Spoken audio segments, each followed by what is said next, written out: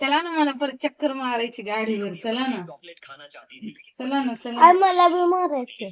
इथून जाऊन लवकर आलो तर 10 10:30 वाजले तर तिथे नाही होणार जाणं आपल्याला. चला. व्हिडिओच्या सुरुवातीला तुम्ही पाहिलंच असेल की ह्यांना मी किती लाडीगुडी लावते. तर कशासाठी ते पुढे तुम्हाला कळेलच. त्याच्या आधी मी तुम्हाला सांगते, आम्ही जाणार होतो बाहेर आणि अशी भरगच्च पेट्रोल पंपावर गर्दी पाहून जरा माझं डोकं हे झालं की का ह्याने आधी पेट्रोल भरून घेत नाहीत आणि मला जेव्हा बाहेर घेऊन जायचं असतं तेव्हाच का भरतात.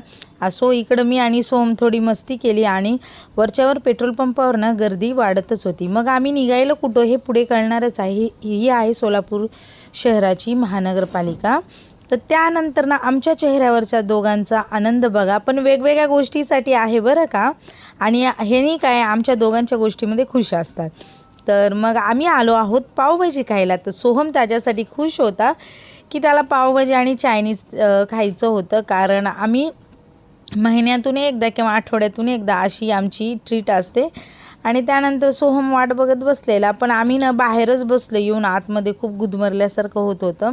आणि त्यानंतर ना आली पावभाजी. एक नंबर असते बरं का सोलापूरची पावभाजी. कधी सोलापूरला आलात ना तर नक्कीच ट्राय करा. तर सोहमच्या आनंदाचं कारण तर तुम्हाला कळायला. आता माझा आनंद कशात आहे ते तुम्हाला कळणार, पण इकडं पावभाजीमध्ये कमी आणि माझं लक्ष होतं की यांची पावभाजी नाही आली त्याच्यामध्ये जास्त लक्ष होतं. तर काय झालं असेल तर छान होती पावभाजी. त्यानंतर ना परतीचा प्रवास चालू झाला, म्हणजे घरी जाण्याची तयारी. तर जाता जाता फालुदा खाल्ला आणि फालुदा पण मस्त होता बरं का. कृष्णा फालुदा सेंटर खूप भारी मिळतो इथे.